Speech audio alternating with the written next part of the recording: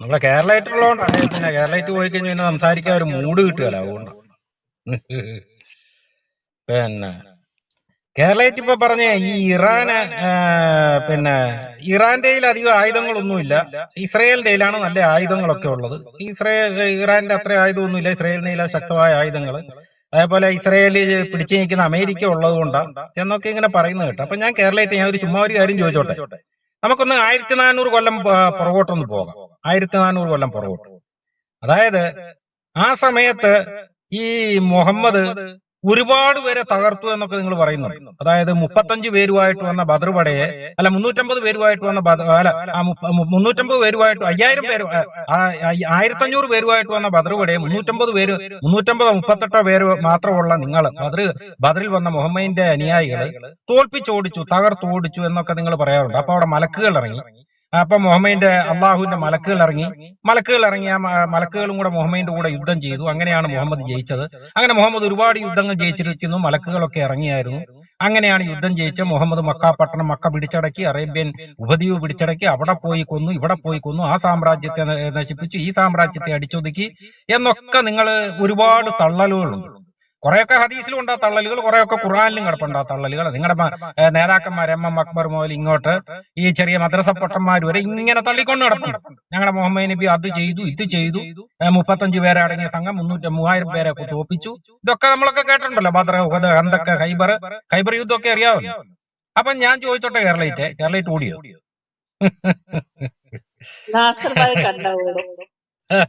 കേരളയിട്ട് തലം വിട്ട്. അല്ല, അപ്പൊ ഇതിപ്പോ ഞാൻ പറയുകയാണ്, അപ്പൊ ഇത്ര ശക്തിയായ അള്ളാഹുവിന് എന്തുകൊണ്ടാണ് ഈ പാലസ്തീനികളെ ജയിപ്പിച്ചുകൂടെ? ഈ ഇറാനെ ജയിപ്പിച്ചുകൂടെ? ഇറാന് കുറെയൊക്കെ ശക്തി ഉണ്ടല്ലോ, ഇത്ര ശക്തിയൊക്കെ ഉണ്ടല്ലോ. അന്നേരം ഈ ഇറാനെ ജയിപ്പിച്ചുകൂടെ? അമേരിക്ക ഒക്കെ പുല്ലല്ലേ? മലക്കുകൾ അങ്ങോട്ട് ഇറങ്ങിയാൽ പോരെ? ഇറാനകത്തേക്ക് അങ്ങോട്ട് മലക്കുകൾ ഇറങ്ങുക. മലക്കുകൾ ജിബിരിയിലും മീക്കായിലും ഒക്കെ അങ്ങോട്ട് ഇറങ്ങി വെച്ച് അങ്ങോട്ട് യുദ്ധം ചെയ്യുക. അള്ളാഹുവിന്റെ സൈന്യമല്ലേ ഇറാനികൾ എന്ന് പറയുന്നത്? അള്ളാഹുവിന്റെ സൈന്യമല്ലേ? അപ്പൊ അവർക്ക് യുദ്ധം ചെയ്തുകൂടാ? പാലസ്തീനികൾ അള്ളാഹുവിന്റെ സൈന്യമല്ലേ? ഹമാസ എന്ന് പറയുന്ന അള്ളാഹുവിന്റെ സൈന്യമല്ലേ? ഹിസ്ബുള്ള, അതിന്റെ പേര് തന്നെ അള്ളാഹുടെ പാർട്ടിന്ന. ആ ഹിസ്ബുള്ള അള്ളാഹുടെ സൈന്യമല്ലേ? അപ്പൊ ഈ മലക്കുകൾക്കൊക്കെ ഇറങ്ങി വെച്ച് ഈ അമേരിക്കനെ തോപ്പിക്കുക എന്ത് പാടിരിക്കുന്നു? ഒന്ന് ഊതിയാ പോരെ? കുൻ എന്ന് പറയുമ്പോ എല്ലാം ഉണ്ടാവും എന്നാണ് ഖുർആനിൽ എഴുതി വെച്ചിരിക്കുന്നത്. അള്ളാഹു കുൻ എന്ന് പറഞ്ഞു കഴിഞ്ഞാൽ എന്ത് വേണേ ഉണ്ടാവും. എന്തു ഉണ്ടാക്കാൻ അള്ളാഹുവിന് കുൻ എന്നൊരു വാക്ക് മതി എന്നാണ് പറയുന്നത്. അപ്പൊ ഈ അള്ളാഹുവിന് പാലസ്തീനികൾ, ഈ ഹമാസുകാർ അങ്ങോട്ട് ഇങ്ങനെ കിടന്ന് ദുരിതം കുൻ എന്ന് പറഞ്ഞാൽ പോരെ? ആ ഇസ്രായേൽ എന്ന് പറയുന്ന ഭൂവിഭാഗം തന്നെ നശിച്ചു പോവുകയല്ലേ? അതുപോലെ ഇറാന്റെ അടുത്ത് എന്ന് വെച്ച് കുൻ എന്നൊന്ന് പറഞ്ഞു കഴിഞ്ഞാൽ പോരെ? അമേരിക്ക തകർന്നു പോവുകയല്ലേ? അതുപോലെ നമ്മുടെ ഇന്ത്യയിലെ ജിഹാദികൾ, പോപ്പുലർ ഫ്രണ്ടുകാർ ഇപ്പൊ ജയിലിലൊക്കെ കിടക്കുന്നു. അവരുടെ അടുത്ത് എന്ന് വെച്ച് കുൻ എന്നൊന്ന് പറഞ്ഞാൽ പോരെ? ഇന്ത്യ മുഴുവൻ ജിഹാദികളുടെ കയ്യിലേക്ക് വരികയല്ലേ? പോപ്പുലർ ഫ്രണ്ടുകാർക്ക് ഭരിക്കാൻ പാടില്ലേ? പാകിസ്ഥാൻ കിടന്ന് നരകിക്കുന്നു. പഞ്ചസാര പോലും ഇല്ല, ഗോതമ്പ് റൊട്ടി പോലും ഇല്ല, തിന്നാൻ റൊട്ടി പോലും ഇല്ല, നരകിച്ചോണ്ടിരിക്കുന്നു. അവിടെ കേച്ചു കുൻ എന്നൊന്ന് പറഞ്ഞു കഴിഞ്ഞാൽ പാകിസ്ഥാൻ മറ്റൊരു പാരീസായി മാറുകയല്ലേ? ബംഗ്ലാദേശ് ഒരു ഗതിയും ഇല്ലാതെ അങ്ങോട്ടും ഇങ്ങോട്ടും തമ്മി തല്ലുകയാണ്. പള്ളിക്കകത്ത് കിടന്നു കഴിഞ്ഞാൽ തമ്മി തല്ലുക. അവിടെ ഇറങ്ങി കുൻ എന്നൊന്ന് അള്ളാഹു എന്ന് പറഞ്ഞു കഴിഞ്ഞാൽ ബംഗ്ലാദേശ് മറ്റൊരു ലണ്ടനായി മാറുകയല്ലേ? അപ്പൊ ഈ അള്ളാഹ് എന്തായി നോക്കിയിരിക്കുന്നത്? ഈ ജിബ്രീലും മീക്കായിലും മലക്കുകൾ എന്താണ് ഈ നോക്കിയിരിക്കുന്നത്? മുഹമ്മദിന് ഹിറാ ഗുഹയിൽ ഡെയിലി ഇറങ്ങിക്കൊണ്ടിരുന്ന മലക്കാണ് ജിബ്രീല്. മുഹമ്മദ് പോകുന്നോടത്തൊക്കെ ഇറങ്ങുമായിരുന്നു ആയത്തുമായിട്ട്. മുഹമ്മദ് എവിടെയൊക്കെ ഉണ്ട് അവിടെയൊക്കെ മുഹമ്മദിന് ആയത്തുകളുമായിട്ട് ജിബ്രീൽ ഇറങ്ങുമായിരുന്നു. അതായത് മുഹമ്മദിന്റെ ഭാര്യമാരെ കല്യാണം കഴിക്കരുതെന്ന് വരെ ജിബ്രീൽ പോയി പറഞ്ഞു കൊടുത്തു. അദ്ദേഹത്തിന്റെ മരണശേഷം അദ്ദേഹത്തിന്റെ വിധവകളെ, അദ്ദേഹത്തിന്റെ ഭാര്യമാരെ നിങ്ങൾ ആരും കല്യാണം കഴിക്കരുത്, അള്ളാഹുവിൽ പെരുത്ത് ഗൗരവമുള്ള കുറ്റമാണ് എന്ന് പറഞ്ഞു. അങ്ങനെ വരെ ജിബ്രീൽ ഇറങ്ങിപ്പോയി പറഞ്ഞു. മുഹമ്മദ് നബി മരിക്കുന്നതിന് മുമ്പ്, മരിച്ചു കഴിഞ്ഞ് മുഹമ്മദിന്റെ ഭാര്യമാരെ ആരെങ്കിലും കിട്ടിയാലോ എന്ന് ഓർത്ത്. അപ്പൊ ഇത്രയൊക്കെ കഴിവുകളുള്ള ഈ ജിബ്രീലിന് മുഹമ്മദ് തുറാൻ പോകുമ്പോഴും മുള്ളാൻ പോകുമ്പോഴും തിന്നാൻ പോകുമ്പോഴും കൂടെ പോയിരുന്ന ജിബ്രീലിന്, ആയത്തുകൾ ഇങ്ങനെ ഇറക്കിക്കൊണ്ടിരുന്ന ജിബ്രീലിന് എന്താ ഇപ്പൊ ആയത്തിറക്കാൻ പറ്റുന്നില്ല? അള്ളാഹുവിന് എന്താ ഇപ്പൊ ആയത്തിറക്കാൻ പറ്റുന്നില്ല? ജിബ്രീലിന്റെ കൊടുത്തു വിട്ടാ പോരെ? കുറച്ച് ആയത്തുകളുമായിട്ട് ഈ ഖുമൈനിയുടെ അടുത്തേക്ക് പറഞ്ഞു വിട്ടുകൂടെ? കുറച്ച് ആയത്തുകളുമായിട്ട് നമ്മുടെ ഹമാസ് നേതാക്കന്മാരുടെ അടുത്തേക്ക് പറഞ്ഞു വിട്ടുകൂടെ? കുറച്ച് ആയത്തുകളുമായിട്ട് ഹിസ്ബുള്ള നേതാക്കന്മാരുടെ അടുത്തേക്ക് പറഞ്ഞു വിട്ടുകൂടെ? ഇവരെല്ലാം തോപ്പിക്കുകയല്ലേ? ഇസ്രായേലൊക്കെ വപ്പടമാകുകയല്ലേ? അമേരിക്ക വപ്പടമാകുകയല്ലേ? എന്തിനാണ് ഇവർ കിടന്ന് ഈ പാടുപെടുന്നത്? ഈ പാവങ്ങളെ ഇട്ട് അടികൊള്ളിപ്പിക്കുന്ന ഇസ്രായേലിന്റെ കയ്യിൽ നിന്ന്, ഈ അമേരിക്കയുടെ കയ്യിൽ നിന്ന് എന്തിനാണ് ഈ അടികൊള്ളിപ്പിച്ചുകൊണ്ടിരിക്കുന്നത്? ഇപ്പൊ ഗാസ ഇത് കണ്ടില്ലേ? ഗാസ തകർന്ന് തരിപ്പണമായി. ഈ തൂറാൻ ഒരു കക്കൂസ് പോലും ഇല്ല ഹമാസുകാർക്ക്, തകർന്ന് തരിപ്പണം. ഇതിപ്പം കീഴടങ്ങി യുദ്ധം നിർത്തിയാൽ മതി എന്നാ പറയുന്നത്. ഹിസ്ബുള്ള തീർന്നു. ലെബനോനൊക്കെ തകർത്ത് തരിപ്പണമാക്കി, ഹിസ്ബുള്ളയുടെ നേതാക്കന്മാരെ തകർത്ത് തരിപ്പണമാക്കി. ഇപ്പൊ എങ്ങനെയെങ്കിലും യുദ്ധം നിർത്തണേ എന്ന് പറഞ്ഞ് ഇസ്രായേലിന്റെ പുറകെ കരഞ്ഞുകൊണ്ട് നടക്കുന്നു. ഇറാൻ 100 യുദ്ധവിമാനങ്ങളാണ് പോയി ഒരു ഒറ്റ കീച്ചങ്ങോട്ട് കീച്ചി തകർന്ന് തരിപ്പണമായി. അവരുടെ ആണവ റിയാക്ടർ ഉണ്ടാക്കിക്കൊണ്ടിരിക്കുകയാണ്. ആ ഫാക്ടറിയും തകർത്തു. അവരുടെ മിലിറ്ററി ഫോഴ്സിന്റെ പിന്നെ ആ ക്യാമ്പുകളും അതെല്ലാം തകർത്തു. അവർക്ക് ബോംബുകൾ ഉണ്ടായിക്കൊണ്ടിരുന്ന ഫാക്ടറിയും തകർത്തു. എല്ലാം 100 യുദ്ധവിമാനങ്ങളാണ് ഒറ്റ രാത്രി കയറിപ്പോയത്. ഒറ്റ രാത്രിയിൽ നമ്മളവർക്ക് 100 യുദ്ധവിമാനം എന്ന് പറഞ്ഞപ്പോൾ നമ്മളൊക്കെ അവിടെ ചെറുതേ ചെയ്തോ? ഇല്ല, 100 യുദ്ധവിമാനങ്ങൾ ചുമ്മാ കയറ്റി വിടുവോ? 100 യുദ്ധവിമാനങ്ങളെ ഇസ്രായേൽ വിടണമെന്നുണ്ടെങ്കിൽ ചുമ്മാ പോവുകയല്ല. അത് അടിമുടി തകർക്കാൻ വേണ്ടിയാ പോയത്. അടിമുടി തകർത്തു. പിന്നെ ഇറാൻ മിണ്ടിയിട്ടുണ്ടോ? പിന്നെ ഇറാനിൽ നിന്നൊരു വാണമെങ്കിലും ഇസ്രായേലിലേക്ക് വന്നിട്ടുണ്ടോ? 100 യുദ്ധവിമാനം കയറിപ്പോയതിനു ശേഷം ഒരു ഓലപ്പടക്കം വിട്ടോ ഇസ്രായേലിലേക്ക് ഇറാൻ? ഇല്ല, ഒന്നും വിട്ടില്ല. തകർത്ത് കളഞ്ഞ ഒറ്റ രാത്രി കൊണ്ട്. എന്തേ അവിടെ അള്ളാഹുവിന് ജിബ്രീലിനെ ഇറക്കി കുൻ എന്നൊന്ന് പറയിപ്പിക്കാൻ പാടില്ലായിരുന്നു? ഈ ഇറാനിലേക്ക് 100 യുദ്ധവിമാനങ്ങൾ ഇസ്രായേലിന്റെ പോയപ്പോൾ ജിബ്രീൽ ആ വിമാനങ്ങളുടെ മുമ്പിലേക്ക് ഇറങ്ങിച്ച് കുൻ എന്നൊന്ന് പറഞ്ഞിരുന്നുവെങ്കിൽ, അള്ളാഹു കുൻ എന്നൊന്ന് പറഞ്ഞിരുന്നുവെങ്കിൽ ആ വിമാനങ്ങളെല്ലാം തകർന്നു പോകുകയല്ലായിരുന്നു? ഇരിക്ക് കേരളത്തെ, നീ എന്തിനാ പേടിക്കുന്നത്? നീ എന്തിനാണ് ഓടുന്നത്? നീ അവിടെ ഇരിക്ക്, ഇതൊക്കെ കേക്ക്. നിന്റെ കിതാബിലുള്ളതല്ലേ ഞാൻ പറയുന്നത്. നിനക്കെന്താ അള്ളാഹിന് വിശ്വാസമില്ലേ? അള്ളാഹിന് നിനക്ക് ഇത്ര വിശ്വാസമില്ലേ? നിന്റെ അള്ളാഹുവിന് സാധിക്കാത്ത എന്തുണ്ട്? എല്ലാം സാധിക്കുന്നതല്ലേ? അപ്പൊ നിനക്കെന്ത് ഇത് കേൾക്കാനുള്ള പേടി എന്താണ്? അപ്പൊ ഈ അള്ളാഹുവിന് കുന്നെന്നൊരൊറ്റ വാക്കുകൊണ്ട് എല്ലാം സൃഷ്ടിക്കാൻ കഴിവുള്ള അള്ളാഹുവിന് ഒരു കുന്നെന്ന് പറഞ്ഞ് ഈ ഇസ്രായേലിന് പരാജയപ്പെടുത്തിക്കൂടായിരുന്നോ? ഇസ്രായേലിന്റെ യുദ്ധവിമാനങ്ങളെ 100 യുദ്ധവിമാനങ്ങളെ പപ്പടമാക്കാൻ പാടില്ലായിരുന്നോ? ഒന്നും സാധിച്ചിട്ടില്ല. അപ്പൊ ഇത് ഞാനിപ്പോ ഇത് പറയാൻ കാരണം എന്താ അറിയോ? നിങ്ങൾ ഈ ആധുനിക ലോകവുമായിട്ട് ഇസ്ലാമിക രാജ്യങ്ങളെ ഒന്ന് തട്ടിച്ചു നോക്കുക. Pakistan, Syria, Bangladesh, Lebanon, Libya, Iraq, Iran, Palestine, Sudan, Yemen, ഈ ആധുനിക ഗൾഫ് രാജ്യങ്ങളെ എല്ലാം വെച്ചൊന്ന് തട്ടിച്ചു നോക്കുക. തട്ടിച്ചു നോക്കുമ്പോഴോ ഒന്നുമല്ല. ഇസ്രായേലിന്റെ ചുറ്റിനും 18ഓളം അറബ് രാഷ്ട്രങ്ങൾ കിടപ്പുണ്ട്. വമ്പൻ രാജ്യങ്ങളാണ്. ഇറാനും ഇറാഖും സിറിയയും സൗദി അറേബ്യയും ഒക്കെ വമ്പൻ രാജ്യങ്ങളാണ്. അവ ഇസ്രായേലിന്റെ രോമത്തിൽ തൊടാൻ സാധിക്കുന്നില്ല. അമേരിക്കയുടെ രോമത്തിൽ തൊടാൻ ഇറാനോ മറ്റു രാജ്യങ്ങൾക്ക് ഒന്നിനും സാധിക്കുന്നില്ല. ഇല്ലേ? ഒരു ജർമ്മനിയോ ജപ്പാനെയോ ഫ്രാൻസിനെയോ ഇംഗ്ലണ്ടിനെയോ ഒന്നും ഒരു മുസ്ലിം രാജ്യത്തിനും തൊടാൻ പറ്റും. നമ്മുടെ ഇന്ത്യയെ തൊടാൻ പാകിസ്ഥാനോ ബംഗ്ലാദേശിനോ പറ്റുന്നുണ്ടോ? പാകിസ്ഥാനോ ബംഗ്ലാദേശിനോ നമ്മുടെ ഇന്ത്യയെ തൊടാൻ പറ്റും? ഇല്ല, ഒന്നും സാധിക്കില്ല. ഇന്ത്യ എന്ന് പറയുന്ന ഇവരുടെ വിശ്വാസം അനുസരിച്ച് എന്താണ്? ഖുർആൻ അനുസരിച്ച് ഖുർആൻ 9:28 എഴുതിയിരിക്കുന്ന യാ അയ്യുഹല്ലദീന ആമനൂ ഇന്നമൽ മുശ്രികൂന നജസുൻ, അല്ലയോ മുസ്ലിമീങ്ങളെ, ബഹുദൈവ വിശ്വാസികൾ അശുദ്ധരാണ്.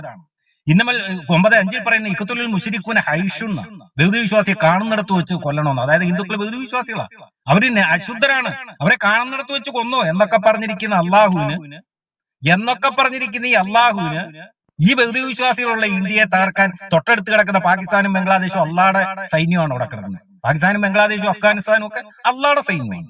അള്ളാന്റെ പാർട്ടിക്കാരാണ് കിടക്കുന്നത്, അള്ളാന്റെ മതക്കാരാണ് കിടക്കുന്നത്. പക്ഷേ ഇന്ത്യനെ, ഈ ബഹുദൈവ വിശ്വാസികളെ, നജസ് അശുദ്ധനാണ് എന്ന് പറഞ്ഞ് ഈ ബഹുദൈവ വിശ്വാസിയുടെ രാജ്യമായ ഇന്ത്യയെ തൊടാൻ പാകിസ്ഥാനോ ബംഗ്ലാദേശിനോ പറ്റുന്നില്ല. അവർ തൊടാൻ കൈ വെക്കുമ്പോൾ തന്നെ ആ കൈ തന്നെ നമ്മൾ വെട്ടിമാറ്റുക. പാകിസ്ഥാനെ നമ്മൾ 1971 യുദ്ധത്തിൽ രണ്ടാക്കിയാണ് കിഴക്കൻ പാകിസ്ഥാനായിരുന്ന ബംഗ്ലാദേശിനെ നമ്മൾ വേറിട്ട് രാജ്യമാക്കി കൊടുത്തു. മനസ്സിലായോ? ആ അവസ്ഥയിലേക്ക് നിങ്ങളുടെ ഖുർആനിൽ എഴുതി വെച്ചിരിക്കുന്ന ബഹുദൈവ വിശ്വാസി കാണുന്നിടത്ത് വെച്ച് കൊന്നോളാനാണ് അള്ളാഹ് പറഞ്ഞിരിക്കുന്നത്. ബഹുദൈവ വിശ്വാസി അശുദ്ധനാണെന്നാണ് അള്ളാഹ് പറഞ്ഞിരിക്കുന്നത്. ആ അള്ളാഹുവിന് ഈ ബഹുദൈവ വിശ്വാസിയുടെ രോമത്തിൽ തൊടാൻ ഈ പാകിസ്ഥാനിലും അഫ്ഗാനിസ്ഥാനിലും ബംഗ്ലാദേശിലും കിടക്കുന്ന അള്ളാഹുവിന്റെ മതക്കാർക്ക്, അള്ളാഹുവിന്റെ പാർട്ടിക്കാർക്ക് സാധിക്കുന്നില്ല എന്ന് വരുമ്പോൾ ഈ അള്ളാഹ് എന്തുമാത്രം വലിയ പരാജയമാണ്. അള്ളാഹുവിന് കുന്നെന്നൊന്ന് പറഞ്ഞാൽ പോരെ? ഈ ബംഗ്ലാദേശിനും പാകിസ്ഥാനും അഫ്ഗാനിസ്ഥാനിലും ഒക്കെ ചെന്ന് കുൻ എന്ന് പറഞ്ഞാൽ ഈ ഇന്ത്യ തകർന്ന് തരിപ്പണമാകില്ല. എന്തേ സാധിക്കുന്നില്ല?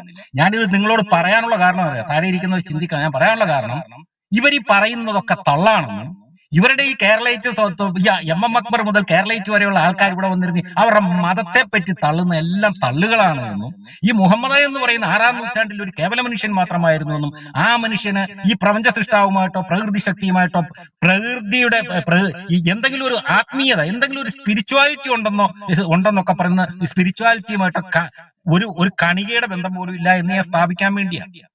മുഹമ്മദ് എന്ന് പറയുന്നത് ഇവർ പറയുന്നത് ദൈവത്തിന്റെ പ്രവാചകനാണെന്നല്ല പറയുന്നത്, പ്രപഞ്ച സൃഷ്ടാവിന്റെ പ്രവാചകനാണ്, ദൈവത്തിന്റെ പ്രവാചകൻ. ആ മനുഷ്യന് ഈ പ്രകൃതി ശക്തിയുമായിട്ടോ പ്രപഞ്ച സൃഷ്ടാവുമായിട്ടോ എന്തിനേറെ പറയുന്നു ആത്മീയതയുമായിട്ടോ പുലബന്ധം പോലും ഇല്ല എന്ന് ഞാൻ സ്ഥാപിക്കാൻ വേണ്ടിയാണ് നിങ്ങളെ ഞാൻ 1500 കൊല്ലത്തിന്റെ പുറയിലുള്ള മുഹമ്മദിന്റെ തള്ളുകളും ഈ ആധുനിക ലോകവും വെച്ച് ഞാൻ താരതമ്യം ചെയ്യാൻ നിങ്ങളോട് പറഞ്ഞത്.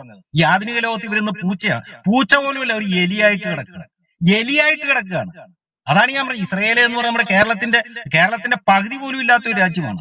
ആ രാജ്യത്തോട് ചുറ്റിനും കിടക്കുന്ന 18ഓളം രാജ്യങ്ങൾ 1948 മുതൽ തുടങ്ങിയതാണ് യുദ്ധം. ഒരു യുദ്ധം പോലും ജയിക്കാൻ പറ്റിയിട്ടില്ല. ഇന്ന് 2024 ആയപ്പോൾ അവരോട് നേരിട്ട് യുദ്ധം ചെയ്തുകൊണ്ടിരുന്ന ഗാസ എന്ന് പറയുന്ന ഹമാസ് എന്ന് പറയുന്ന സൈന്യം ഇല്ലാതെ, ഭൂമിയിൽ തന്നെ ഇല്ലാതായി. തൊട്ടടുത്ത് കിടക്കുന്ന ലെബനോനിലുള്ള ഹിസ്ബുള്ള എന്ന് പറയുന്ന സൈന്യം ഭൂമിയിൽ തന്നെ ഇല്ലാതായി. ഇറാൻ എന്ന് പറയുന്ന രാജ്യത്തെ തകർത്ത് തരിപ്പണവുമായി. എല്ലാം അള്ളാഹുവിന്റെ രാജ്യങ്ങളാണ്, എല്ലാം പ്രപഞ്ച സൃഷ്ടാവിന്റെ രാജ്യങ്ങളാണ്. എം അക്ബർ പറഞ്ഞ എന്താണ്? ഇസ്ലാം എന്ന് പറയുന്നതാണ് സത്യമതം, അള്ളാഹാണ് യഥാർത്ഥ ദൈവം, ബാക്കി എല്ലാം നുണയാണെന്നാണ്. അതായത് ക്രിസ്തു മതമാണേലും ഹിന്ദു മതമായാലും മറ്റു മതങ്ങളൊക്കെ നുണയാണ്, മറ്റു മതദൈവങ്ങളെല്ലാം നുണകളാണ്, മനുഷ്യ സൃഷ്ടികളാണ്, ഇവരുടെ അള്ളാഹ് മാത്രമാണ് ദൈവം എന്നാണ്. ആ ഖുർആനും പറയുന്നുണ്ട് 20:14, ഖുർആൻ 20:14 പറയുന്നത് ഇന്നനി അന അല്ലാഹു ലാ ഇലാഹ ഇല്ല അന ഫഅബ്ദുനി വഅഖീമു സ്വലാത്ത ലിസിക്രീന. ഇന്നനി അന അല്ലാഹു എന്ന് പറഞ്ഞാൽ തീർച്ചയായും ഞാനാകുന്നു അല്ലാഹു, ലാ ഇലാഹ ഇല്ല അന എന്ന് പറഞ്ഞാൽ ഞാനല്ലാതെ മറ്റൊരു ദൈവമില്ല, ഫഅബ്ദുനി അതുകൊണ്ട് എന്നെ ആരാധിക്കാനാണ് പറഞ്ഞിരിക്കുന്നത്. അതുകൊണ്ട് നിങ്ങൾ എന്നെ ആരാധിക്കാൻ, ഞാൻ തന്നെയാണ് അല്ലാഹ്, ഞാൻ തന്നെയാണ് ദൈവം, വേറൊരു ദൈവവും ഇല്ല എന്ന്. ഈ അള്ളാഹുടെ പാർട്ടിക്കാർ ഇന്ന് ലോകത്ത് തോറ്റമ്പിക്കൊണ്ടിരിക്കുക, എവിടെ ചെന്നാലും നശിച്ചു പോവുകയാണ്. വേറെ ഒരൊറ്റ ക്രിസ്ത്യാനി രാജ്യത്തോടോ ജൂതരാജ്യത്തോടോ ഹിന്ദു രാജ്യത്തോടോ, എന്തിനേറെ പറയുന്ന അവിടെ മ്യാൻമറിൽ തന്നെ നോക്കിയാൽ റോഹിംഗ്യ മുസ്ലിങ്ങൾ ഒരു ആട്ടിപ്പായിച്ചില്ല ബുദ്ധന്മാര്. മ്യാൻമർ എന്ന് പറഞ്ഞാൽ എന്ത് ശക്തിയുള്ള രാജ്യമാണ്? ഒരു ശക്തിയും ഇല്ലാത്ത രാജ്യമാണ്. നമ്മുടെ ഒരു ജില്ലയുടെ ഒരു കോർപ്പറേഷന്റെ ശക്തി പോലും ഇല്ല. കേരളത്തിലെ ഒരു കോർപ്പറേഷന്റെ ശക്തി പോലും നമ്മുടെ മ്യാൻമർ എന്ന് പറയുന്ന രാജ്യത്തിനില്ല. ആ രാജ്യമാണ് അവിടത്തെ അള്ളാഹുവിന്റെ സൈന്യമായ അള്ളാഹുവിന്റെ മതക്കാരായ റോഹിംഗ്യ മുസ്ലിമീങ്ങളെ ആട്ടിപ്പായിച്ചു. എന്തേ അള്ളാഹ് അവരുടെ നേരെ നോക്കാൻ പറ്റാതെ പോയി? എന്തേ അവിടെ ഇറങ്ങിച്ചു കുൻ എന്ന് പറഞ്ഞ് ഈ റോഹിംഗ്യ മുസ്ലിമീങ്ങൾക്ക് ആ മ്യാൻമർ തിരിച്ചു കൊടുക്കാൻ പറ്റാതെ പോയി അള്ളാഹുവിന്? ഞാനീ പറയാൻ കാരണം ഇതൊക്കെ ഈ കേരളയിട്ട് പോലുള്ള ആൾക്കാർ ഇവിടെ വന്ന് വെച്ച് ഇസ്ലാം മതത്തെ തള്ളുമ്പോൾ, ഞങ്ങളുടെ മതം ഭയങ്കര മതമാണ്, ഞങ്ങളുടെ അള്ളാഹു ഭയങ്കര പ്രപഞ്ച സൃഷ്ടാവാണ്, ഞങ്ങളുടെ മുഹമ്മദ് മാനവരിൽ മഹോന്നതനാണ് എന്നൊക്കെ പറഞ്ഞ് തള്ളുമ്പോൾ നമ്മളൊന്ന് കമ്പയർ ചെയ്യണം. ഇവർ പറയുന്നൊക്കെ കള്ളമാണ് എന്നും, ഇവർ 1400 കൊല്ലം മുമ്പ് മുഹമ്മദിന്റേതെന്നും പറഞ്ഞ് ഇവിടെ പറഞ്ഞ് വരുത്തിയിരിക്കുന്നതല്ല കള്ളമാണ് എന്നും, അതിനൊന്നും യാതൊരു പ്രൂഫ് ഇല്ല എന്നുള്ളൂ, തെളിവുകൾ യാതൊന്നും ഇല്ല എന്നുള്ളൂ. ഇവർ പറയുന്ന മുഴുവൻ പച്ചക്കള്ളമാണ്. ഈ മുഹമ്മദിന്റെ പേരിൽ പറയുന്ന മുഴുവൻ പച്ചക്കള്ളം. അതായത് മുഹമ്മദ് 7ാം ആകാശത്ത് കടന്നുപോയി, ബുറാക്കിന്റെ പുറത്ത് കയറിപ്പോയി അള്ളാഹ് ദൈവത്തെ കണ്ടു എന്ന് പറയുന്നു, ചന്ദ്രനെ പിളർത്തി എന്ന് പറയുന്നതും എന്ന് പറഞ്ഞ പോലെ ഇവർ ഈ പറയുന്ന മുഴുവൻ പച്ചക്കള്ളമാണ് എന്നുള്ളതിന്റെ ഏറ്റവും വലിയ തെളിവാണ് ഞാൻ പറഞ്ഞ 1400 കൊല്ലം മുമ്പ് ഇവർ പറയുന്ന തള്ളുകൾ വെച്ച് നമ്മൾ ആധുനിക ലോകത്തെ ഒന്ന് കമ്പയർ ചെയ്യാൻ പറഞ്ഞത്. ഇവരുടെ ചരിത്രങ്ങൾ മുഴുവൻ തള്ളുകളാണ്. ഇവരുടെ ഇസ്ലാമിക ചരിത്രം മുഴുവൻ എഴുതിയിരിക്കുന്ന മുഴുവൻ സുഡാപ്പുകളാണ്, മൊത്തം നുണകളാണ്, മുഴുവൻ നുണകളാണ് എഴുതി വെച്ചിരിക്കുന്നത്. കാരണം ഈ നുണകൾ ആണെന്നുള്ളതിന്റെ ഏറ്റവും വലിയ ഉദാഹരണമാണ് ഞാൻ ഈ പറഞ്ഞ നമ്മൾ ഈ ആധുനിക ലോകവും ഈ ആധുനിക ലോകത്തെ ശക്തികളെ ഇസ്ലാമിക ശക്തികളെ തമ്മിലും കമ്പയർ ചെയ്യാൻ പറഞ്ഞത്. കമ്പയർ ചെയ്യുമ്പോൾ വല്ലതുമാണ്. എന്തെങ്കിലും ഇറാന്റെ ഇന്ത്യയുടെ മുമ്പിൽ ഇറാൻ വല്ലതുമാണ്, സൗദി അറേബ്യയുടെ മുമ്പിൽ അമേരിക്കയുടെ മുമ്പിൽ സൗദി അറേബ്യ വല്ലതുമാണ്. പ്രവാചകന്റെ നാടാണ് സൗദി അറേബ്യ, മുഹമ്മദ് ജനിച്ച നാടാണ്, ഏറ്റവും കൂടുതൽ ജിബ്രീൽ ഇറങ്ങിയ നാടാണ്. മുഹമ്മദ് അള്ളാഹു പ്രപഞ്ച സൃഷ്ടാവ്, ഇവർ പറയുന്ന പ്രപഞ്ച സൃഷ്ടാവിന്റെ മലക്കായിരുന്ന ജിബ്രീൽ ഏറ്റവും കൂടുതൽ ഇറങ്ങിയ സ്ഥലം ഏതാന്ന് പറയാം? മക്കയാണ്. പ്രവാചകന്റെ നാടായ മക്കയാണ്. ആ മക്കയായി ഇരിക്കുന്ന സൗദി അറേബ്യയും ഇസ്രയേലും വെച്ചും തട്ടിച്ചു നോക്കി. തൊട്ടടുത്ത് കിടക്കുന്ന ജൂതരാജ്യം, ആ ജൂതരാജ്യത്തിന്റെ ഒരു മിസൈലിനില്ല സൗദി അറേബ്യ, ഇല്ലേ? പോയാൽ വല്ലതും നടക്കുവോ? അമേരിക്കയോട് കളിച്ചാൽ വല്ലതും നടക്കുവോ? പക്ഷെ ഏറ്റവും കൂടുതൽ ജിബ്രീൽ ഇറങ്ങിയ സ്ഥലമാണ് ഈ മക്ക എന്ന് പറയുന്നത്. അപ്പൊ ഇവർ ഈ പറയുന്നൊക്കെ തള്ളുകളാണ് എന്നുള്ളതിന് ഏറ്റവും വലിയ തെളിവല്ലേ അത്? അതുകൊണ്ട് കേരളത്തിനെ പോലുള്ള ജിഹാദികളോട് എനിക്കൊന്നേ പറയാനുള്ളൂ, നിങ്ങൾ ഇവിടെ വന്ന് വെച്ച് നിങ്ങളുടെ മതത്തെ പൊലിപ്പിക്കുമ്പോൾ, നിങ്ങളുടെ മതദൈവമായ അള്ളാഹുവിനെ പൊലിപ്പിക്കുമ്പോൾ, നിങ്ങളുടെ മതപ്രവാചകനായ മുഹമ്മദിനെ പൊലിപ്പിക്കുമ്പോൾ, അവരുടെ വിജയങ്ങളെ പറ്റി നിങ്ങളുടെ തലയെക്കെട്ട് മൗലവിമാര് രാത്രി പ്രസംഗങ്ങളുണ്ടല്ലോ, രാത്രി പ്രസംഗങ്ങളിൽ ഈ തലയെക്കെട്ട് മൗലവിമാര് വന്നിരുന്നുകൊണ്ട് ഞങ്ങളുടെ നബി അവിടെ പോയി തോപ്പിച്ചു, ഇവിടെ പോയി തോപ്പിച്ചു, അവിടെ ജൂതനെ തോപ്പിച്ചു, ഇവിടെ ക്രിസ്ത്യാനിയെ തോപ്പിച്ചു, ബഹുദൈവ മതക്കാരെ ഞങ്ങൾ തോപ്പിച്ചു, ഞങ്ങൾ മക്ക കീഴടക്കി, മദീന കീഴടക്കി എന്നൊക്കെ പറയുമ്പോൾ നിങ്ങൾ ചിന്തിക്കണം, ഈ മുഹമ്മദിനോ ഈ അള്ളാഹുവുമായിട്ട് ഈ ദൈവവുമായിട്ട് ഒരു കടലും കടലാടിയും തമ്മിലുള്ള ബന്ധമില്ല. മുഹമ്മദിന് ആത്മീയതയുമായി പുലബന്ധം പോലുമില്ല. മുഹമ്മദ് ഒരു കേവല മനുഷ്യൻ മാത്രമായിരുന്നു, ഒരു ഭരണാധിപൻ, ഒരു കൊള്ളക്കാരൻ മാത്രമായിരുന്നു. അതുകൊണ്ടാണ് ഞാൻ പറഞ്ഞത്, ഈ മുസ്ലിമീങ്ങൾക്ക് എന്തെങ്കിലും ശക്തി, ദൈവത്തിൻ്റെതായ എന്തെങ്കിലും ശക്തി ഉണ്ടായിരുന്നെങ്കിൽ, ദൈവവുമായി എന്തെങ്കിലും ഒരു പൊടി, ഒരു കടുകുമണിയുടെ ബന്ധം മുസ്ലിമീങ്ങൾക്ക് ദൈവവുമായി, പ്രപഞ്ച ശക്തിയുമായി, പ്രകൃതി ശക്തിയുമായിട്ടുണ്ടായിരുന്നുവെങ്കിൽ മുസ്ലിമീങ്ങളെ ഈ ദുരിതങ്ങൾ അനുഭവിക്കേണ്ട ഗതിവേട് വരില്ലായിരുന്നു. മുസ്ലിമീങ്ങൾക്ക് ഈ അവസ്ഥയിലൂടെ, ഇന്നത്തെ ഈ അവസ്ഥയിലൂടെ കടന്നു പോകേണ്ട ഗതികേട് വരില്ലായിരുന്നു. നിങ്ങൾ എപ്പോഴും മറ്റുള്ളവരുടെ ദയയ്ക്ക് വേണ്ടിയാണ് യാചിക്കുന്നത്. അമേരിക്കയുടെ ദയയ്ക്ക് വേണ്ടി നിങ്ങൾ യാചിക്കുന്നു, ഇന്ത്യയുടെ ദയയ്ക്ക് വേണ്ടി നിങ്ങൾ യാചിക്കുന്നു, ജപ്പാന്റെയും ജർമ്മനിയുടെയും ഒക്കെ ദയയ്ക്ക് വേണ്ടി, കാഫിര്യങ്ങളുടെ രാജ്യങ്ങളുടെ ദയയ്ക്ക് വേണ്ടി നിങ്ങൾ യാചിക്കുക. നേരത്തെ കേരളയ്ക്ക് വരെ പറഞ്ഞു അമേരിക്ക ദയ കാണിക്കണമെന്ന്. എന്തിന് അമേരിക്ക ദയ കാണിക്കണം? നിങ്ങൾക്ക് അള്ളയുണ്ടല്ലോ, അള്ളയല്ലേ ദയ കാണിക്കേണ്ടത്? പ്രപഞ്ച സൃഷ്ടാവല്ലേ അല്ല? പ്രപഞ്ച സൃഷ്ടാവായ അള്ളയല്ലേ ദയ കാണിക്കേണ്ടത്? ആ അള്ളാക്ക് സാധിക്കാത്ത ദയ അമേരിക്ക കാണിക്കണമെന്ന് പറഞ്ഞാൽ എങ്ങനെയാണ് കേരളത്തെ ശരിയാകുന്നത്? എങ്ങനെ ശരിയാകും? അപ്പം ഞാൻ പറഞ്ഞു വന്നത്, ഈ ഇസ്ലാമിക മൗലവിമാർ പറയുന്നത് മുഴുവൻ തള്ളുകളാണ്.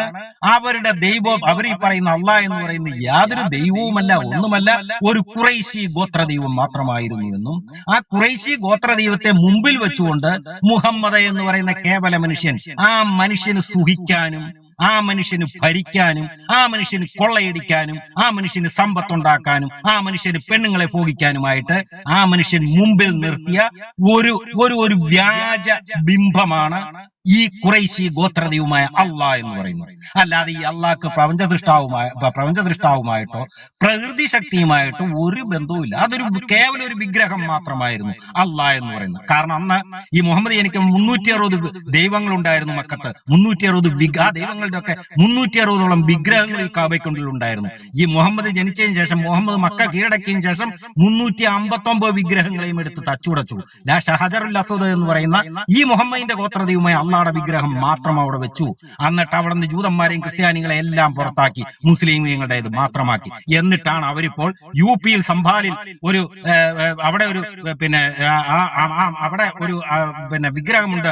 ആ വിഗ്രഹം ഒരു അമ്പലം തകർത്തിട്ടാണ് പള്ളി ഉണ്ടാക്കിയത് എന്ന് പറഞ്ഞ് അവിടെ ഒരു സർവേക്ക് കോടതി ഉത്തരവിട്ട് അവിടെ ഒരു പ്രശ്നം ഉണ്ടായപ്പോൾ ഇതേ അങ്ങോട്ട് ഓടുന്നേ, ഇതേ ഞങ്ങളുടെ പള്ളി പിടിച്ചെടുക്കാൻ വരുന്നേ എന്നൊക്കെ പറഞ്ഞ് ഇവിടെ ബഹളം വെക്കുന്നത്, ബാബരി മസ്ജിദ് പിടിച്ചെടുത്തേ എന്ന് ബഹളം വെക്കുന്നത്, കാശിയും മധുരയും വേണമെന്നും പറഞ്ഞ സംഘികൾ പറയുന്നേ എന്നും പറഞ്ഞ് ഇവിടെ ബഹളം വെക്കും. നിങ്ങൾക്ക് ബഹളം വെക്കാനോ?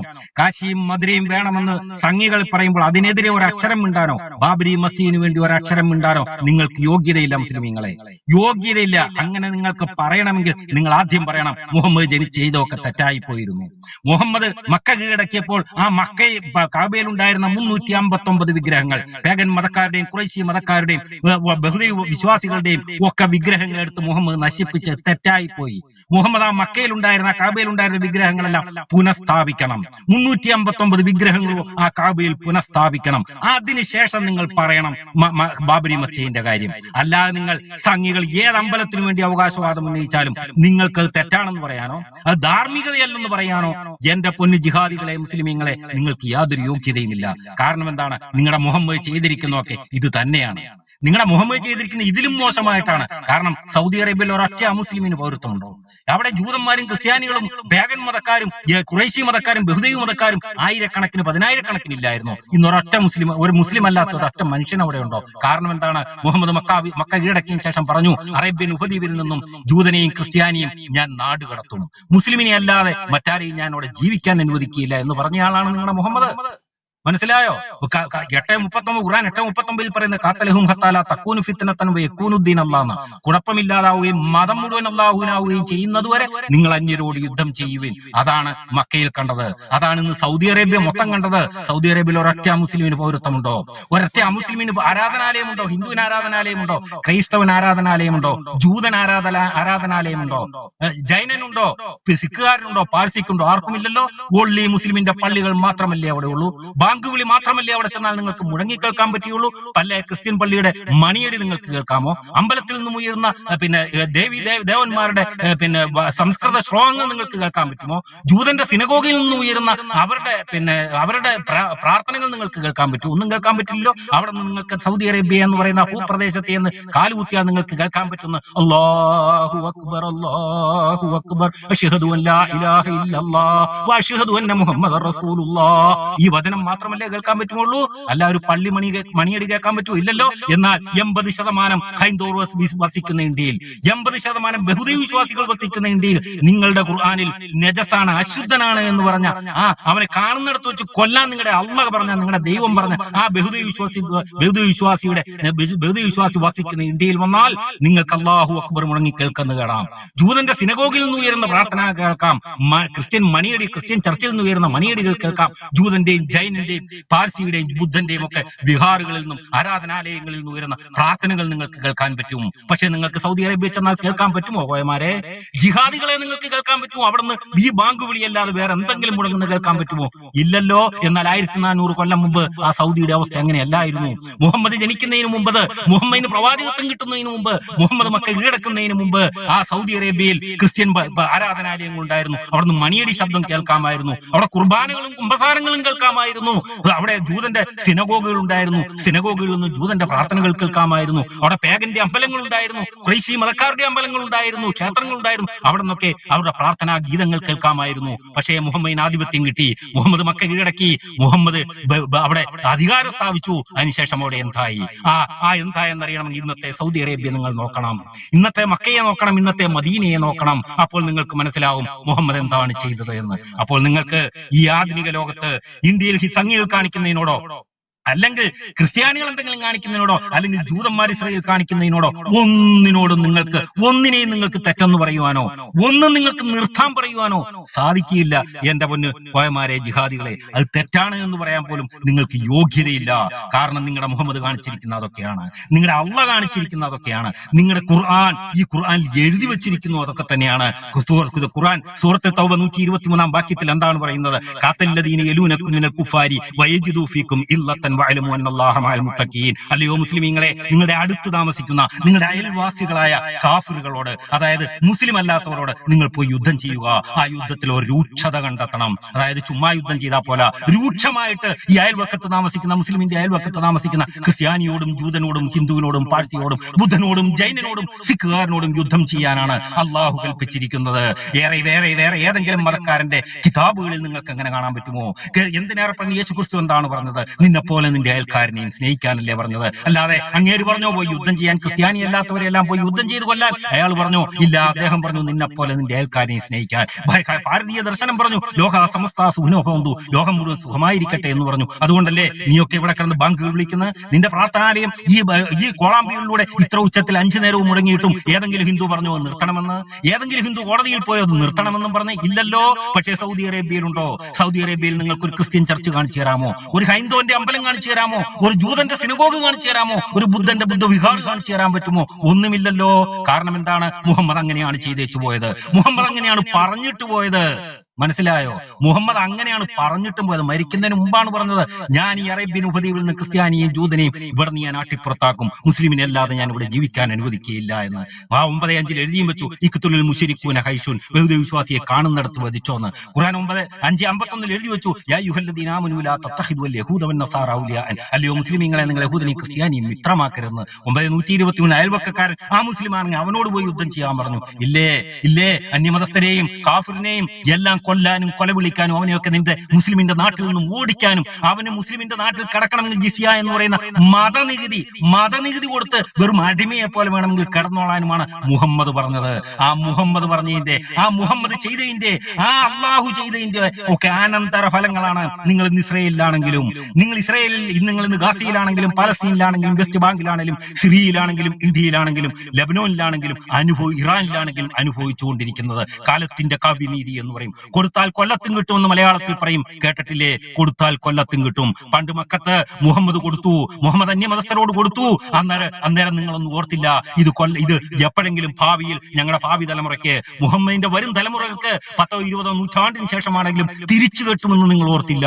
ഇന്ന് തിരിച്ചു കിട്ടിക്കൊണ്ടിരിക്കുന്നു. അപ്പോൾ നിങ്ങൾക്ക് മാറിയിരുന്ന് ചങ്കത്തടിച്ചിട്ട് നിലവിളിക്കാനേ പറ്റുള്ളൂ. അതുകൊണ്ടാണ് ഗാസയിലും വെസ്റ്റ് ബാങ്കിലും ലബനോനിലും ഒക്കെ ഈ മുസ്ലിമീങ്ങൾ, ഈ തീവ്രവാദികൾ ചത്തു വീഴുമ്പോൾ, ഈ തീവ്രവാദികളുടെ വിശ്വാസികളുടെ പിന്നെ പാർപ്പിടങ്ങളും കടയും ഷോപ്പുകളും റോഡുകളും എല്ലാം തല്ലി തകർക്കുമ്പോൾ ലോകത്തിന്റെ ഒരു കോണിൽ നിന്ന് പോലും ഒരു സഹതാപം പോലും ആർക്കും തോന്നാത്തത്, ഒരു സാംസ്കാരിക നായകനോ ഒരു മതേതരനോ അത് നിർത്തണമെന്ന് അമേരിക്കയോട് ഇസ്രയേലിനോട് പറയാത്തതിന്റെ കാര്യം ഇതൊക്കെ തന്നെയാണ്. കാരണം അവരൊക്കെ ഇന്ന് ഖുർആൻ എടുത്തു പഠിച്ചു, ഹദീസുകൾ എടുത്തു പഠിച്ചു. നിങ്ങളുടെ മുഹമ്മദ് എന്താണ് ചെയ്തതെന്നും നിങ്ങളുടെ അള്ളാഹ് എന്താണ് ചെയ്തതെന്നും നിങ്ങളുടെ ഖലീഫമാർ എന്താണ് ചെയ്തതെന്നും ഇന്നത്തെ ലോകത്ത് ഇന്നത്തെ ജനങ്ങൾക്കറിയാം, ഇന്ത്യക്കാർക്കറിയാം. അന്റാർട്ടിക്ക മുതൽ ഏഷ്യ മുതൽ അന്റാർട്ടിക്ക വരെയുള്ള എല്ലാ മനുഷ്യർക്കും അറിയാം നിങ്ങളുടെ അള്ളാഹും മുഹമ്മദും എന്താണ് ചെയ്തു വെച്ചത് എന്ന്. അതുകൊണ്ടാണ് ഇന്ന് ഈ ഗാസയിലും ലെബനോനിലും ഈ ലിബിയയിലും ഇറാനിലും ഒക്കെ ഈ ജിഹാദികൾ അടികൊണ്ട് വീഴുമ്പോൾ, അവിടെ കൊല ചെയ്യപ്പെട്ട് വീഴുമ്പോൾ, അവരുടെ പാർപ്പിടങ്ങളും വിഘാദികളും ബോംബിട്ട് അമേരിക്ക ഇസ്രായേൽ നശിപ്പിക്കുമ്പോൾ ആരും ഒന്നും മിണ്ടാത്തത്. കാരണം ജിഹാദികൾ ഇങ്ങനെയൊക്കെയാണ് ലോകത്തോട് ചെയ്തത്. ജിഹാദികൾ 1400 കൊല്ലം മുമ്പ് മക്കത്ത് ചെയ്തു ഇതൊക്കെ തന്നെയാണ്. മുഗളന്മാർ ഇന്ത്യ ഭരിച്ചപ്പോൾ ഇന്ത്യയിലെ ഹിന്ദുക്കളോടും ക്രിസ്ത്യാനികളോടും ചെയ്തതും ഇതൊക്കെ തന്നെയാണ്. തുർക്കിയിലും ഇതൊക്കെ തന്നെയാണ്. ഖിലാഫത്തിന്റെ കാലത്തും ലോകത്തുള്ള ലോകത്തുള്ള അന്യമതസ്ഥരോട് എല്ലാം ചെയ്ത് ഇതൊക്കെ തന്നെയാണ്. ഇറാനിലും നിങ്ങൾ അന്യമതസ്ഥരോട് ചെയ്ത ഇതാണ്. അഫ്ഗാനിസ്ഥാനിലും പാകിസ്ഥാനിലും ബംഗ്ലാദേശിലും ഇന്ന് ചെയ്തുകൊണ്ടിരിക്കുന്നു ഇതൊക്കെ തന്നെയാണ്. അതുകൊണ്ടാണ് ആരും ഈ ഗാസയിലോ വെസ്റ്റ് ബാങ്കിലോ ലെബനോന്റെ കാര്യമോർത്ത് ആരും കരയാത്തത്, ആരും ഇസ്രയേലിനോടോ അമേരിക്കയോടൊപ്പോ നിർത്തൂ അരുതേ എന്ന് പറയാത്തത്. കാരണം നിങ്ങൾ ചെയ്തൊക്കെ അതിലും വലിയ തെമ്മാടിത്തരങ്ങളാണ്. ആ ചെയ്തതിനൊക്കെ നേതൃത്വം കൊടുത്ത മുഹമ്മദിന്റെ ഒരു കിതാബ് ഇന്നും അന്യമതസ്ഥനെ ദ്രോഹിക്കാനും അന്യമതസ്ഥനെ കൊല്ലാനും അന്യമതസ്ഥനെ അശുദ്ധനാണെന്നും പറയുന്ന ആ കിതാബ് ഇപ്പോഴും നിങ്ങൾ തലയിൽ പൊക്കി വെച്ചുകൊണ്ട് നടക്കുന്നു. ആ കിതാബും തലയിൽ പൊക്കി വെച്ചുകൊണ്ടാണ് ഇന്ന് നിങ്ങൾ ഈ റോട്ടിലൂടെ നടക്കുന്നു, നിങ്ങളുടെ വീട്ടിലിരിക്കുന്നു, നിങ്ങളുടെ പള്ളിയിൽ മിനാരങ്ങളിൽ കയറിയിരുന്നു ബാങ്ക് വിളിക്കുന്നു. അതുകൊണ്ടാണ് മറ്റു മതസ്ഥർ നിങ്ങൾ ഈ മരിച്ചു വീഴുമ്പോഴും നിങ്ങളെ ഈ കൊല്ലാക്കൊല ചെയ്യുമ്പോഴും നിങ്ങളുടെ നാടുകളിൽ ഈ ബോംബുകൾ വീഴുമ്പോഴും അരുതേ എന്നാരും പറയാത്തത്. കാരണം നിങ്ങൾ ചെയ്തൊക്കെ ക്രൂരകൃത്യങ്ങളാണ്. ആ ക്രൂരകൃത്യങ്ങൾക്ക് നേതൃത്വം കൊടുത്ത മുഹമ്മദിനെയും ആ മുഹമ്മദിന്റെ ദൈവം എന്ന് പറയുന്ന ഈ ഖുറൈശി ഗോത്രദേവനായ അള്ളാഹുവിനെയും ഇപ്പോഴും നിങ്ങൾ ന്യായീകരിക്കുകയാണ്. അവരൊക്കെ ചെയ്തത് സത്യമാണെന്നാണ് നിങ്ങൾ പറയുന്നത്, അവരൊക്കെ ചെയ്തത് വിശുദ്ധമാണെന്നാണ് നിങ്ങൾ പറയുന്നത്, മുഹമ്മദ് ചെയ്തത് വിശുദ്ധമാണെന്നാണ് നിങ്ങൾ പറഞ്ഞത്. അള്ളാഹു ഖുർആനിൽ പറഞ്ഞിരിക്കുന്ന എല്ലാം വിശുദ്ധമാണ്, അത് എല്ലാ ലോകത്തേക്കും ഉള്ളതാണ്. അത് 1400 കൊല്ലം മുമ്പ് തീർന്നതല്ല, എല്ലാ കാലത്തേക്കും ഉള്ളതാണ് ഖുർആനിൽ പറഞ്ഞിരിക്കുന്ന കാര്യങ്ങളെല്ലാം എന്നാണ് നിങ്ങൾ ഇപ്പോഴും പറഞ്ഞുകൊണ്ടിരിക്കുന്നത്. അതുകൊണ്ടാണ് നിങ്ങൾക്കൊരു സഹതാപം നിങ്ങൾ അർഹിക്കാതെ പോകുന്നത്. സഹതപിച്ചുകൊണ്ട് ആരും നിങ്ങളോട് നോക്കാത്തത്, അമേരിക്കയോടും ഇസ്രയേലിനോടും ഇത് നിർത്തൂ എന്നാരും പറയാത്തതിന്റെ കാരണവും ഇതൊക്കെ തന്നെയാണ്. അതുകൊണ്ട് എനിക്ക് കോയമാരോടും ജിഹാദികളോടും മുഹമ്മദിനെയും അള്ളാഹുവിനെയും ന്യായീകരിക്കാനും ഖുർആനെയും ന്യായീകരിക്കാനും ഈ ക്ലബ് ഹൗസിലാണെങ്കിലും സോഷ്യൽ മീഡിയയിലാണെങ്കിലും പൊതു രംഗത്താണെങ്കിലും വരുന്ന ഈ ജിഹാദികളോടും ഈ തലേക്കെട്ട് മൗലവിമാരോടും ഈ ഇസ്ലാമിക പ്രഭാഷകരോടും എനിക്കൊന്നേ പറയാനുള്ളൂ, നിങ്ങൾ ആദ്യം സ്വയം നന്നാകണം. നിങ്ങളുടെ ഖുർആനിൽ എഴുതി വെച്ചിരിക്കുന്ന മാനവികതയ്ക്ക് നിരക്കാത്തത്, ഈ ഇന്നത്തെ നൂറ്റാണ്ടിന് നിരക്കാത്ത വചനങ്ങളൊക്കെ നിങ്ങൾ എടുത്ത് വലിച്ചെറിയണം. മുഹമ്മദ് ചെയ്തിരിക്കുന്ന പോക്രിത്തരങ്ങളൊക്കെ പോക്രിത്തരമാണ് എന്ന് നിങ്ങൾ പറയണം. 53 വയസ്സുള്ളപ്പോൾ 5 വയസ്സുകാരിയെ കെട്ടിയ തെറ്റാണ്. സ്വന്തം മരുമകളെ സ്വന്തം വളർത്തുമകന്റെ ഭാര്യയെ കല്യാണം കഴിച്ചത് തെറ്റാണ്. അന്യമതസ്ഥരെ കാണിച്ച കൊള്ളരുതായ്മകൾ തെറ്റാണ്. മക്കത്ത് നിന്നും സൗദി അറേബ്യയിൽ നിന്നും അന്യമതസ്ഥരെ ആട്ടിപ്പായിച്ച തെറ്റാണ്. അവർക്ക് അവിടെ ഒരു ആരാധനാലയങ്ങൾ പോലും അനുവദിക്കാത്തത് തെറ്റാണ്. ഇന്നും അനുവദിക്കാതിരിക്കുന്നതും തെറ്റാണ്. ബഹുദൈവ വിശ്വാസി നജസാണെന്നോ അശുദ്ധനാണെന്നോ അവനെ കാണുന്നിടത്ത് വെച്ച് കൊല്ലാനും ഖുർആനിൽ എഴുതി വെച്ചിരിക്കുന്നതൊക്കെ തെറ്റാണ്.